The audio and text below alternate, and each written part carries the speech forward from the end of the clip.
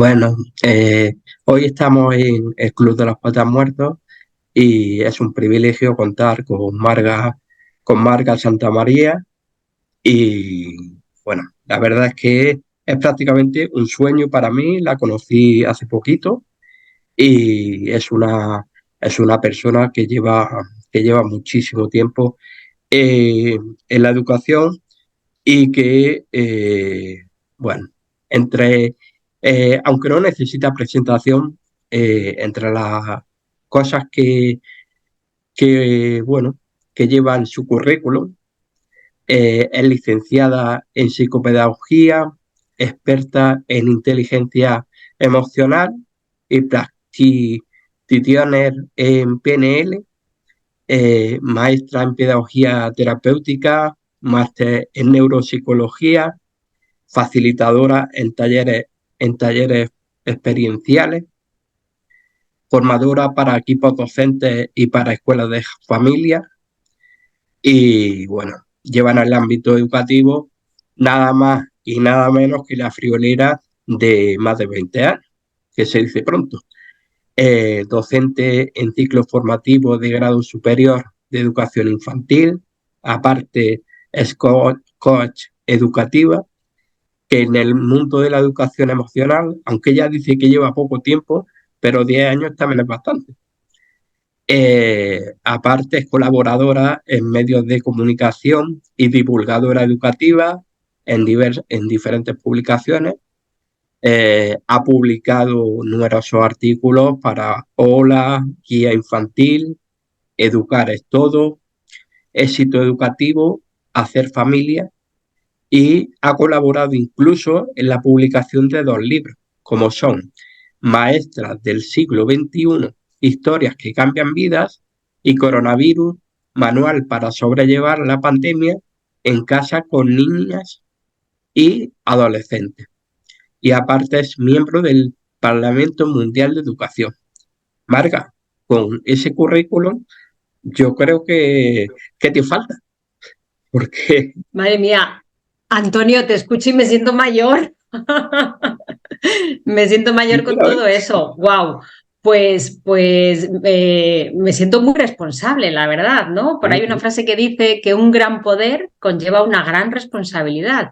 Y pensar que he estudiado todo eso, que me he certificado en varias disciplinas, pues me conlleva a pensar, Antonio, que tengo una gran responsabilidad a la hora de dar mis formaciones, mis talleres, a la hora de formar a mis alumnas, futuras educadoras de educación infantil.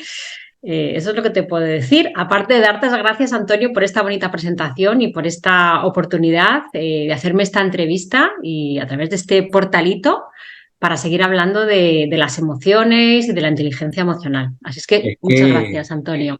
Es que para cerrar el año no lo podíamos cerrar de mejor manera, sinceramente, porque ahora el tema de las emociones es un tema que hace falta trabajarlo. Y muchas veces nos damos cuenta en las escuelas que es que no se trabaja lo suficientemente, el tiempo suficiente que haría falta. Hay ya comunidades como Gran Canaria, por ejemplo, lo que son las Islas Canarias, que ya están empezándolo a tener en cuenta, pero todavía falta mucha formación en el tema de las emociones.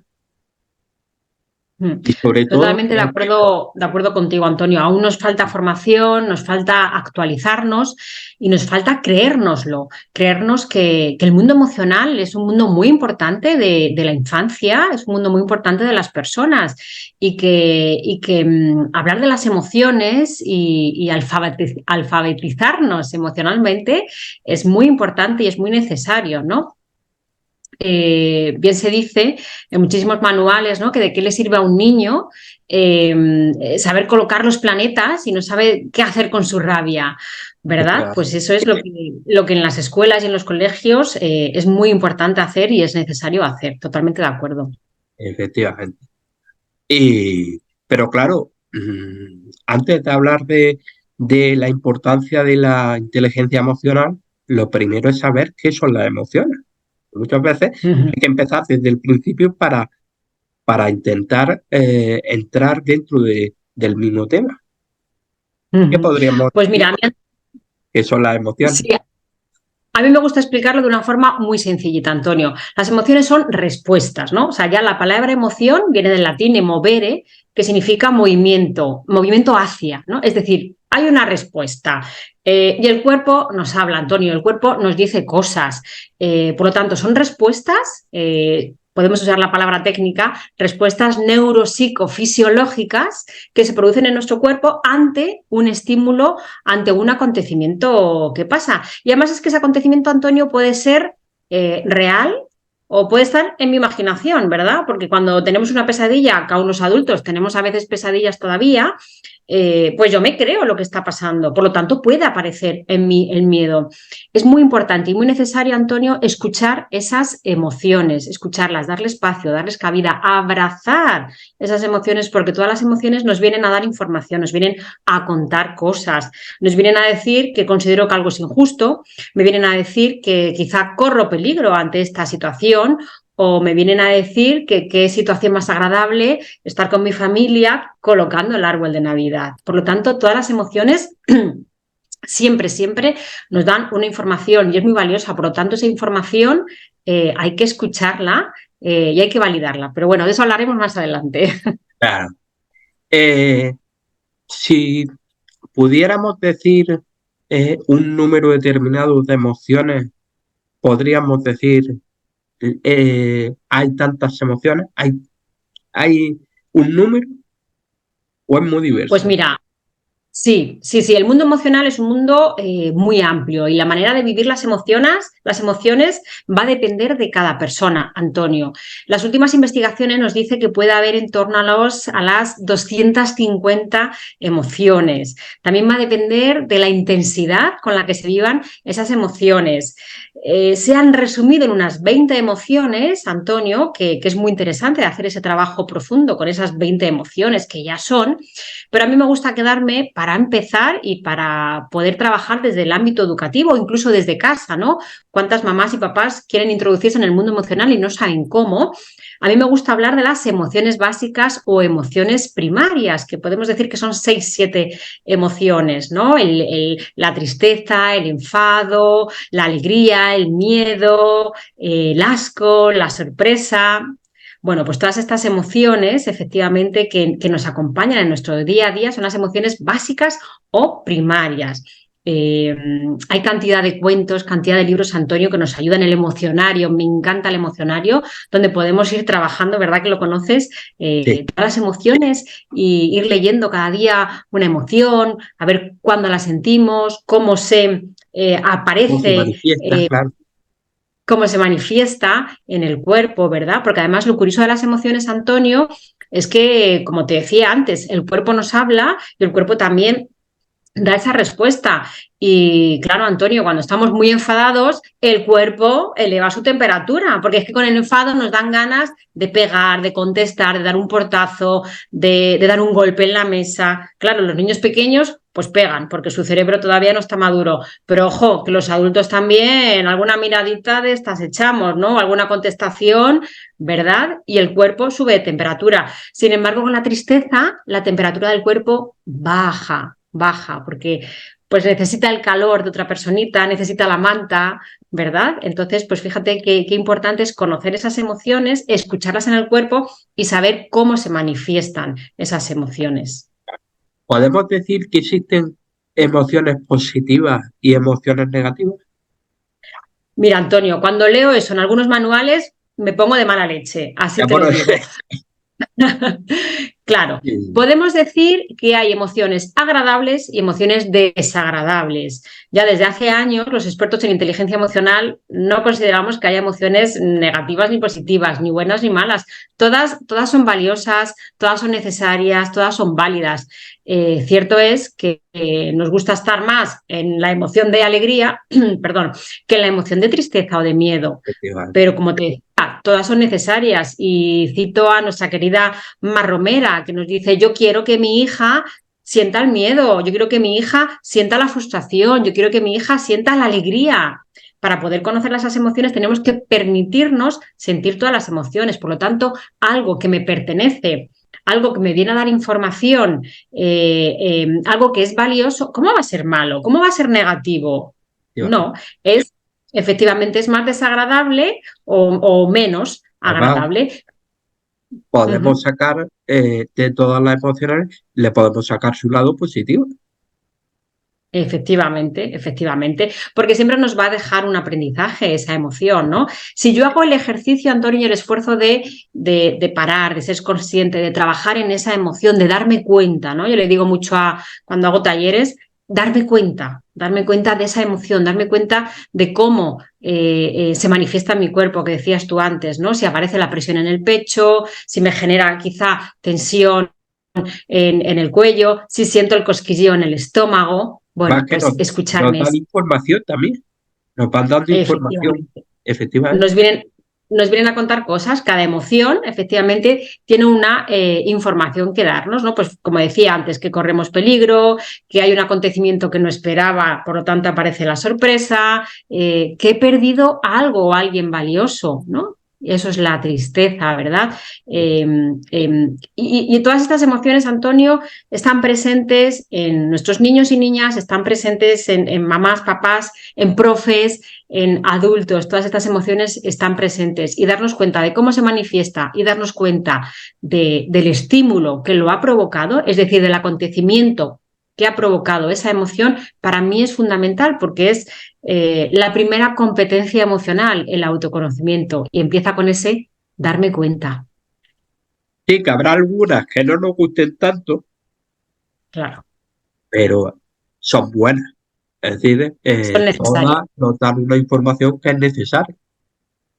Correcto. ¿Y qué consecuencias puede tener una mala regulación de las emociones? Cuando no sabemos Pues mira, llevarlas. sí, sí, sí. Una inadecuada gestión emocional, Antonio, sobre todo en la infancia, ¿no? Que es cuando empezamos o tenemos una gran oportunidad en la infancia de aprender a conocer y a regular y a gestionar esas emociones.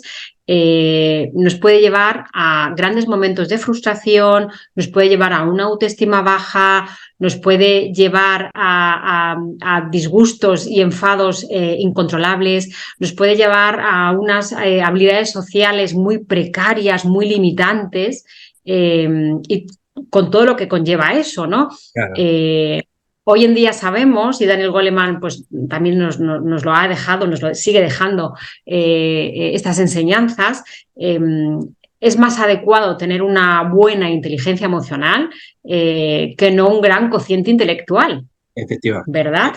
Seguro que todos recordamos de nuestra época de infancia, de colegio, de instituto, recordamos a aquel compañero o compañera que, bueno, que no era académicamente como una persona brillante, pero dices, fíjate, oye, es que era amigo de todos, ¿no? Y qué bien se relacionaba y con los profes se llevaba muy bien y a lo mejor incluso suspendía alguna asignatura.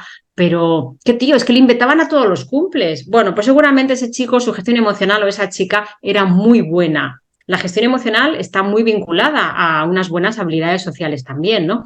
Cuando hablamos de inteligencia emocional es la capacidad de conocerme y regularme y la capacidad de conocer y entender e interpretar las emociones de la otra persona. Pues fíjate, somos seres sociales, Antonio, qué necesario y qué importante es todo esto, ¿no? Por lo tanto, yo muchas veces cuando veo personas adultas, hombres, mujeres, que viven en la queja, en la frustración constante, que se sienten incomprendidos, incomprendidas, y digo, esta gestión emocional es muy precaria. Eso es lo que pienso, ¿no? Y efectivamente también pienso que quizá de pequeño, de pequeña, le abrazara un poco y validara un poco sus emociones. O aquella gente que, bueno, se adorna en el victimismo. Es decir, enfrente de salir, en vez de salir adelante, nada más que piensa en que ellos son víctimas de todo y, y no puede... Completamente, completamente. La inteligencia emocional, Antonio, nos enseña, una también de sus competencias emocionales es vivir desde la responsabilidad, ¿no? Si yo soy responsable de mis propias emociones y de cómo las gestiono, no pongo el poder en la otra persona, ¿no? Me hago responsable y no me hago víctima de lo que ha ocurrido en mi trabajo, en mis relaciones con amigas, pareja, etcétera, ¿no? Sino que yo soy responsable de mi gestión, de mi pensamiento, de mi acción. Ya, efectivamente. Una pregunta, cambiando un poquito el ámbito, sobre la escuela. ¿Tú crees que en la escuela son conscientes los docentes del papel tan importante que juegan delante del alumnado? Pues mira, Antonio, yo tengo la suerte de moverme por muchos coles aquí en la Comunidad de Madrid. Soy formadora, ¿no?, de equipos Claro, por docentes. eso, claro. Eh, y por desgracia, pues creo que aún el docente no es consciente del gran poder que tiene, de la capacidad que tiene de dejar huella en ese niño o esa niña, ¿no? Yo creo que si fueran más conscientes los docentes harían un trabajo personal más profundo y más importante, ¿no? Yo le preguntaría a los equipos docentes, y de hecho les pregunto, ¿no?, ¿qué huella quieres dejar? ¿Qué legado quieres dejar en tu alumnado? Bueno, pues muchas veces, Antonio, se van a la parte curricular, ¿no?, a la parte académica, que yo entiendo que es muy importante, que tienen que dar su programación de matemáticas, tienen que dar su programación de lengua y literatura, de geografía, etcétera, ¿verdad? Que al final las programaciones pues nos comen y tenemos que ir, No, efectivamente. Y, ¿verdad? Los que trabajamos y en el muchas ámbito. veces, yo creo que lo que pasa muchas veces es que el modelo que hemos vivido es el que cogemos y le llevamos a nuestros alumnos, sin pensar ni un Ujú, momento si ese modelo era bueno o no era bueno. Es decir, ujú. reproducimos un modelo que no sabemos si ha sido bueno o no ha sido, o no ha sido bueno. Efectivamente, efectivamente. Caemos mucho en... Bueno, es que siempre se ha hecho así. Vale, siempre se ha hecho así, nos interesa que se siga haciendo así, queremos mejorar algo, porque bueno, Efectivamente. siempre se ha hecho así, la sociedad va cambiando, tenemos la inteligencia artificial que nos está comiendo, pero es que siempre se ha hecho así. Bueno, pues vamos a hacernos preguntas a veces incómodas, ¿no? ¿Tú qué crees que piensan tus alumnos de ti? ¿Cómo te ven? ¿Eres consciente de la capacidad de influencia que tienes sobre tu alumnado? ¿Eres consciente de que cuando son pequeñitos te miran desde la admiración y lo que tú dices, profe, se lo creen a pie juntillas? ¿Se lo Aparte, creen a pie juntillas? y Por lo aparte, tanto, qué les vas a decir? ¿Qué les vas a aparte, decir? muchas veces el maestro, a mí me ha llegado en situaciones en el que el niño, la palabra que yo decía era más importante incluso que la que pudiera decir el padre. Entonces, claro, los maestros en ese momento somos para ellos, nos ponen por delante de los padres incluso. Efectivamente. Pues con ese poder que tenemos, Claro, qué gran responsabilidad, ¿no? Que te decía yo ese antes, qué es. gran responsabilidad. Desde que entro por la puerta del aula, te diría más, desde que entro por la puerta del cole o desde que me ven cruzando cuando salgo del centro educativo, ¿no? Estamos siendo ejemplo para ellos y tenemos un gran poder, por lo tanto, una gran responsabilidad, ¿no? Muchas veces yo escucho a docentes y es que me ha tocado una clase, Ya. madre mía, es cuarto C, es que cuarto C, como es, ya me han dicho que son, bueno, pues muchas veces cuarto C o tercero A o segundo de la ESO no es tanto la clase, sino es cómo ese profesor actúa e interviene en esa clase. También te digo, Antonio, que yo conozco a maestras, a maestros, a profesores de secundaria, de bachillerato, que digo, claro, digo, es que esta maravilla de persona, pues ¿qué clase va a tener? Pues una clase maravillosa, pero porque el propio docente hace que su clase sea Hace maravillosa. muy bien esa clase, claro. Entonces, Efectivamente, y se contagian las neuronas espejo. no está tanto no está tanto en lo que el cómo sea la clase, sino en lo que tú puedes hacer por esa clase. Efectivamente. Efectivamente. Que muchas veces es lo que nos falta preguntar. Ujú. Eh, una pregunta que, bueno, es un poco La verdad que es complicada de responder bajo mi punto de vista.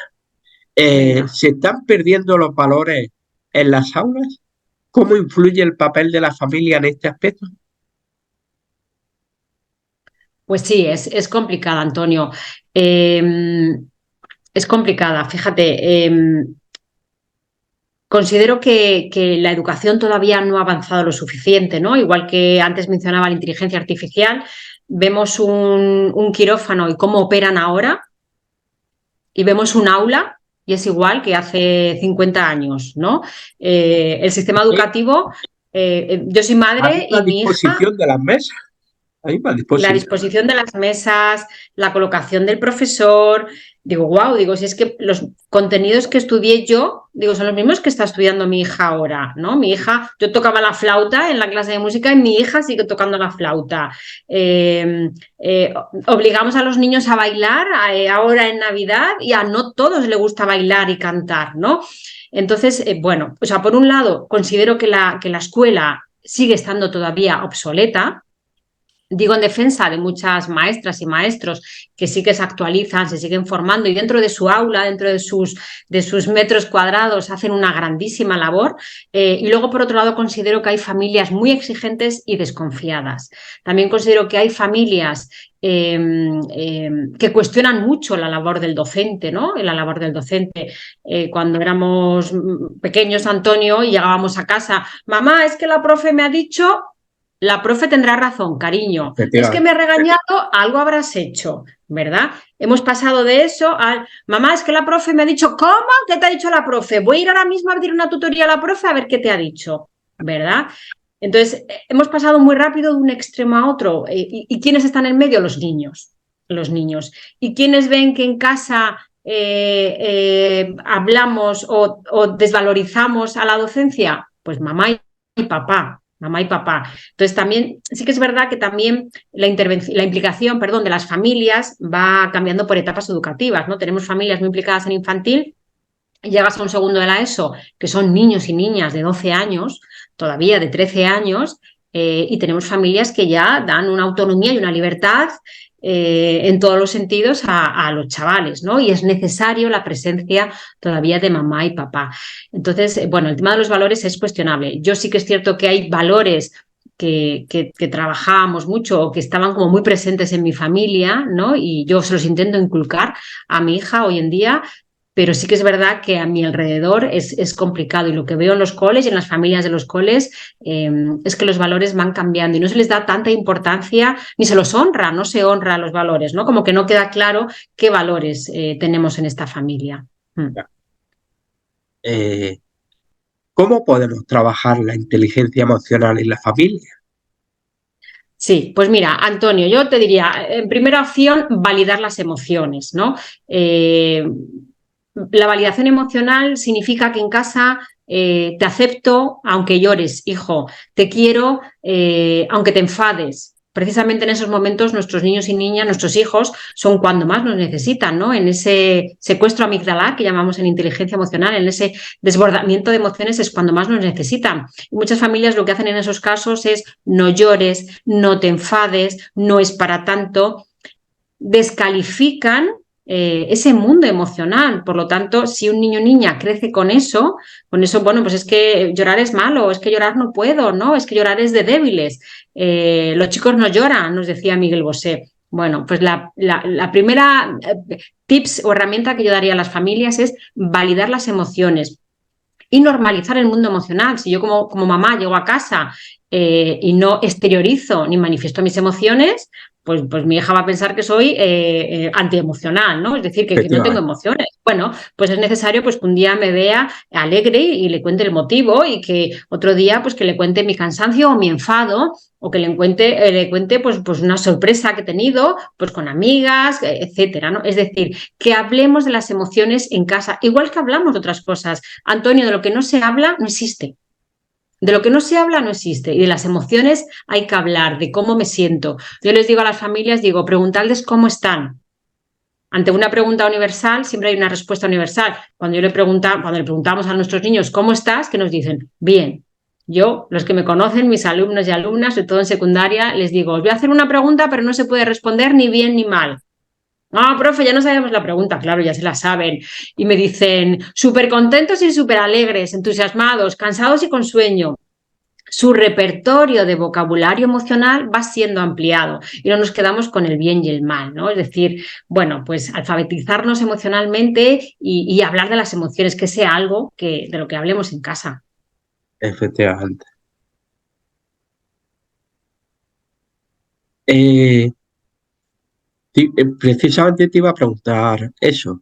La sociedad en la que vivimos ha cambiado la idea de que los niños no podían expresar emociones, como por ejemplo el lloro. ¿Tú crees que es bueno que puedan expresar cualquier tipo de emoción? Ya no solo lloro, sino cualquier Claro, tipo de claro. emoción. Mira, muchas veces, Antonio, cuando yo le cuento a docentes o a mamás y papás alguna herramienta sobre la inteligencia emocional, lo traslado al mundo adulto. Claro, si yo llego a casa llorando, enfadada, triste, porque me han echado del trabajo, Antonio, yo lo que menos espero es que mi pareja me diga, vete ahora mismo a la habitación, actualiza el currículum y cuando encuentres trabajo ya Efectivamente, sales. Entonces ya hablamos. No, yo lo que necesito es escucha, consuelo, apoyo, un comprensión, abrazo.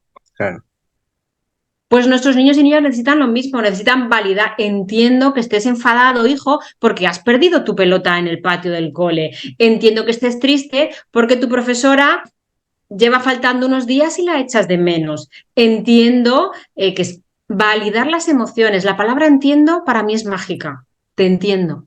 claro, Y en ese te entiendo tiene que ir un te escucho de verdad, un estoy aquí para escucharte, efe- para no juzgar lo que estás sintiendo, sino para acoger y abrazar tu emoción. Mm. efectivamente. Marga, ¿cómo crees tú que afectó la pandemia a las emociones de, de los niños? Pues Ahora, mira, sí, ha sido una etapa muy complicada, Antonio. Yo creo que se nos ha olvidado rápido todo eso. Y estamos viendo ahora las secuelas, ¿no? Estamos viendo, pues fíjate, te digo en los niños, que añadiría no solamente a nivel emocional, sino en desarrollo del lenguaje, motor, social. Muchos niños y niñas han perdido un año y medio casi entero, han perdido porque han estado pues en casa, ¿no? O atendidos por mamá, papá, los abuelos, pero ha sido muy limitada su estimulación, ¿no? Por lo tanto, a nivel, mis compañeras de audición y lenguaje me lo decían, ¿no? Que los peques que han pasado por esa pandemia tienen muchas dificultades en la comunicación. Y a nivel emocional, pues en los adolescentes, pues ha aumentado el número de derivaciones a psicólogos, psiquiatras, ha aumentado los adolescentes que toman medicación. Pues todo eso son las secuelas de la pandemia, ¿no? El haber enclaustrado, tapado, cerrado ese tiempo de nuestra vida está ahora generando unas secuelas, ¿no? Porque no se ha atendido porque no se sabía tampoco, claro, esto de la pandemia pues nos llegó sin saber qué hacer, ¿no? O cómo gestionarlo. Y bueno, por suerte las familias que contaban con esas herramientas o podían acceder, ¿no? A otra serie de recursos. Yo colaboré en unos talleres de forma voluntaria pues para poder acompañar, ¿no? A nuestros chavales con estas emociones que surgían, ¿no? Pero sí que es verdad que las secuelas a nivel emocional, de autoestima, de regulación emocional, de autoconocimiento, están ahora viéndose, ¿no? Todas esas secuelas. Y en los centros educativos, en los institutos, nos estamos dando cuenta de ello, ¿no? Todo causado por la pandemia y por la mala gestión que se hizo, por falta de conocimiento. Y porque también, bueno, pues desde arriba se nos encerró en casa y no se atendió más, ¿no? Y en los centros educativos, hasta que pudimos incorporarnos, tampoco se nos tuvo en cuenta, ¿no? Y las secuelas están apareciendo ahora, efectivamente, con todo esto que te he comentado. es. Para trabajar la parte emocional, digamos, en el currículo, actualmente, ¿qué haría falta? Buah, pues mira, primero Antonio te diría que el equipo directivo de un centro educativo tiene que ser conocedor de la importancia de eso. Si no tenemos un equipo directivo que apoye, complicado. Eso por un lado. Y luego, por otro lado, la formación docente, el trabajo personal. Los profesores de los institutos en secundaria y en bachillerato saben de su contenido, saben de su materia, pero muchas veces no saben del cerebro que tienen delante, no saben cómo funciona la amígdala de su adolescente. Eso en secundaria, pues que en los pequeños te digo lo mismo, ¿no? Los maestros con su diplomatura o su grado en magisterio pues no saben de este mundo emocional y es necesario que se formen. Como te digo, primeramente que el equipo directivo apoye, que incluso que faciliten algunos centros de la Comunidad de Madrid con programas europeos, se está facilitando la formación con los que yo colaboro para formar a esos docentes en inteligencia emocional. Y además, Antonio, te digo, es más, la inteligencia emocional empieza por una misma, por uno mismo. Si yo no me hago mi propia actualización, si yo no me hago mi propia mirada hacia adentro, difícilmente puedo acompañar de forma sana a mis niños y niñas. Si yo no he mirado a mi niña de cuando era pequeña, a mi adolescente rebelde, difícilmente puedo mirar desde la admiración y el no juicio al adolescente que tengo delante, ¿no? Es decir, hay mucho trabajo personal, por lo tanto es la formación y el apoyo del equipo directivo. También te diría, Antonio, en las universidades, por favor, vamos a meter más talleres, más formación, más recursos de inteligencia emocional, ¿no? Ojalá hubiera una asignatura. No la hay todavía, ¿no? Entonces, bueno, les enseñamos a programar, les enseñamos recursos didácticos, musicales, les enseñamos psicología del desarrollo, evolutiva, diferentes técnicas de modificación de conducta, pero no enseñamos qué es la inteligencia emocional y, como te digo, empezando por el propio docente. ¿Qué recursos propondría para que por lo menos el docente pudiera empezar en el terreno de la inteligencia emocional? Pues mira, Por lo menos que empezara a escucharlo y a saber un poquito más. Sí, pues mira, te voy a decir la frase que tengo en mi estado de WhatsApp. Para, piensa, siente y sigue. Para mí es una herramienta fundamental, pero para de verdad, ¿no? Cuando un docente entra al aula, Antonio, ya entra, venga, a ver qué toca, fecha en la pizarra, matemáticas, sacamos el libro. ¿Te has parado a darte cuenta esas almas que tienes delante, esas personitas que te están mirando, que te esperan con ansia, que son cerebros en constante cambio y aprendizaje, que necesitan moverse, ¿no? Que necesitan moverse, ¿no? Las profes de infantil, sentados, callados, quietos, no. El niño aprende en movimiento, no mandemos callar a los pequeños, ¿no? Dejemos que hablen y que se expresen a los adolescentes. Shh, callaos, silencio, que tenemos que explicar. Demos espacios para que puedan hablar. Yo con mis alumnos de secundaria, los lunes, profe, ¿nos dejas contarnos el fin de semana? Como en segundo de primaria, Antonio, igual, están deseosos de contarme, de contarse, de escucharse qué han hecho el fin de semana. Tú fíjate que tienen necesidad de comunicarse. Claro, yo afortunadamente, por suerte, me considero profe privilegiada, pues porque no doy el contenido de matemáticas lengua, no doy atención educativa, la alternativa a religión, y me encanta poder generar esos espacios de comunicación en un entorno seguro de comunicación y de escucha, y ellos necesitan ser escuchados y necesitan hablar, y la escuela no favorece esos espacios, y somos pocos profes los que nos atrevemos, que no me escuche mi director, que no me escuche todo lo que digo, de estas cosas que hacemos fuera del currículum, ¿no? Al final, pues dices, de puertas para adentro, como también nos dice Mar Romera, de puertas para adentro yo hago lo que considere en mi aula, con mi libertad de cátedra, ¿no? Y digo, qué suerte que yo sé hacerlo, puedo hacerlo y me atrevo a hacerlo, ¿no? Me he formado mucho para generar estos espacios de confianza y de diálogo y de encuentro desde el no juicio, porque claro, primero trabajo con ellos el no juicio, ¿no? Con esa mirada desde la curiosidad, ¿no? Pero yo le diría al docente, que me enrollo mucho, Antonio, le diría al docente, para, y con ese parar te das cuenta de quién tienes delante. Y que sea curioso también, claro. Sí. Que no llegue y coja y empiece por lo que está acostumbrado a hacer, sino que efectivamente que pare y que innove también. La innovación también es buena. Claro, muchas veces cuando les decimos a nuestros alumnos, pero para ya, en realidad eres tú la que tienes que parar, pero cállate, pues en realidad eres tú la que te tienes que callar. O cuando le decimos, para y respira, pues a lo mejor eres tú quien tiene que respirar más. También es importante dejarle a los alumnos un lugar privilegiado en la clase. No Sí. siempre ser nosotros el centro de atención, sino que ellos también sean el centro de atención. Por Escucharlos supuesto. si quieren, también es Ujú. importante. Tú fíjate, Antonio, la gran cantidad de horas que pasan en los colegios, en los centros educativos, ¿no?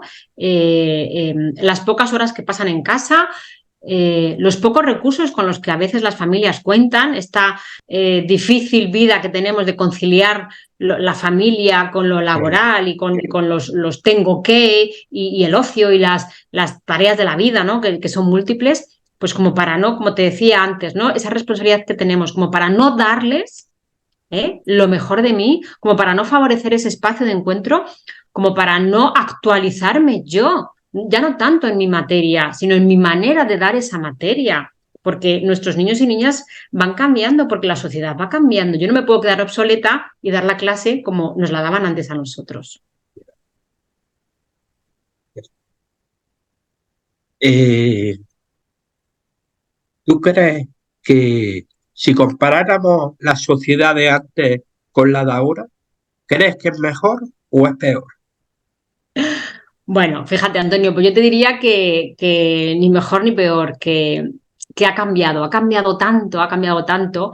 Yo recuerdo cuando yo viajaba con mis padres de pequeña en el coche y hacíamos un viaje largo, pues seguramente que tú hacías lo mismo. ¿Qué hacíamos en el coche? Cantar, memorizar matrículas, inventarnos chistes, saber quién decía la burrada entre los hermanos más grande, veo, adivinanzas, ¿verdad? Eso hacíamos antes. La ¿Qué hacen lengua, ahora? ¿Qué hacen ahora las madres y los padres cuando viajan en el coche con sus hijos e hijas? Le enchufan a la tablet, esa. por ejemplo. Entonces, fíjate, ¿qué ha cambiado? Bueno, pues por un lado, mamá y papá van tranquilamente en el coche conduciendo y los niños van empantallados. Yo, evidentemente, eso no lo apruebo y yo estoy madre y docente unida al movimiento en contra de los móviles, por supuestísimo. Mi hija, lo siento, pero va a ser la rara que todavía no, ya es la rara que no tiene móvil, ¿no? Con la Y edad que además, tiene. hasta cierta edad, claro. Hasta cierta. Claro, claro. Claro, tú fíjate, más cambios, Antonio. Antes, cuando nos íbamos de vacaciones y nos hacíamos las fotos con la cámara del carrete, había que esperar a llevar a la tienda el carrete, hacer el revelado, y si alguna salía con el ojo cerrado, así te quedabas. No, no había posibilidad. Ahora, la inmediatez que tenemos, que me hago una foto y hay quien ya directamente a golpe de clic se la imprime en casa. Me pongo el filtro, y si salgo con el ojo cerrado, me hago otro selfie. Cultura de la inmediatez, ¿no? Entonces, la comunicación en los viajes, en los coches, ha cambiado. La cultura de la inmediatez, que ahora todo lo tenemos a golpe de clic, hasta una cita, Antonio, a golpe de clic, comprar en Amazon a golpe de clic, que es bueno para unas cosas, pero está claro que limita y dificulta en otras, ¿no? ¿Cuántas familias comen con el móvil encima de la mesa o con la televisión puesta? ¿Cuántos niños y niñas desayunan con la televisión puesta? No, no es necesario. Vamos a trabajar en la consciencia de que si estoy desayunando, estoy desayunando. Si estoy comiendo con mi familia, estoy comiendo con mi familia. Respeto, comunicación, aceptación, confianza. Y Las cosas van cambiando, ¿no? Entonces, también yo aquí creo que es importante el trabajo personal de la propia familia, de la estructura familiar como sistema, ¿no? Somos sistemas. Cómo queremos vivir en casa, cómo yo quiero educar a mi hijo o a mi hija, ¿no? Yo, fíjate, sigo un poco el método tradicional en algunas cosas, ¿no? Los móviles en la mesa no se tienen, la televisión no se pone cuando cenamos, ni tampoco cuando desayunamos, claro. En los viajes en coche no hay tablet. Bueno, pues yo creo que hay cosas que han ido cambiando y que nos agarramos o nos aferramos a ese cambio, pero también es importante cuestionarse si realmente quiero eso, ¿no? A mí me dicen algunas amigas o compañeras, me dicen, es que tu hija nunca te pide tu móvil. Digo, es que nunca se lo he dado. claro. O Y sea, yo voy con mi hija, que te dirán dime. que bueno, que eres una madre rara o alguna cosa, claro. Claro, claro. Bueno, ¿qué he hecho, no? Pues yo lo que he hecho es que quiero que mi hija cuando esté conmigo o cuando estemos de forma Aproveche, consciente. claro. Pero quiero, claro, claro. Entonces, bueno, pues no tiene móvil a día de hoy, tiene 11 años y no me pide mi móvil, ¿no? Y Y si me además, lo pide, mi supervisión. una de las cosas que ha cambiado es la cultura del esfuerzo. Que antes, si aprobaba, pues bueno, puede que al final te comprara algo. Pero ahora es que no, es que aunque suspendas, es que ya te ponen pues cualquier cosa. ¿Qué quieres tú? Pues, apruebe o suspende. Como contra ese paso, pues da igual. Es decir, en ese aspecto, Efectivamente, estoy de el acuerdo. La esfuerzo cultura del esfuerzo no no existe existe. ya, o muy poco, muy poco. Efectivamente, ya no se valoran cosas que antes eh, se sabía que había que estudiar porque tu, era tu trabajo. Mm. Lo mismo que el padre trabajaba, tú tenías que trabajar, tenías que estudiar, era tu obligación, y no, ahora si estudias, estudias, y, y si no, pues no Y si pasa no, nada, no como pasa te lo voy nada. a dar, claro, Mm. efectivamente. Pero bueno, esperemos que poquito a poco vayan cambiando las cosas. Eh, Te iba a preguntar, ¿puedes darnos algunas orientaciones para el profesorado y para las familias que nos ayudan a fomentar un buen clima de bienestar emocional? Mm. Pues mira, yo le diría aquí a la gente que hagan lo mismo que nos dicen cuando viajamos en avión y nos dicen que la cabina del avión, bueno, pues que va a desprender una mascarilla. Cuando nos montamos en avión y nos van contando las medidas de seguridad, ¿no? Pues nos dicen, la cabina va a despresurizarse, entonces va a bajar una mascarilla. ¿Quién se la pone primero? Pues yo le daría esa recomendación a docentes y a familiares. La mascarilla primero me la pongo yo, aunque viaje con mi hija, que es lo más bonito de mi vida, ¿no? ¿Qué quiero decir con esto, Antonio? El trabajo personal, que lo he mencionado antes, ¿no? La actualización, el reseteo, esa es la mejor herramienta.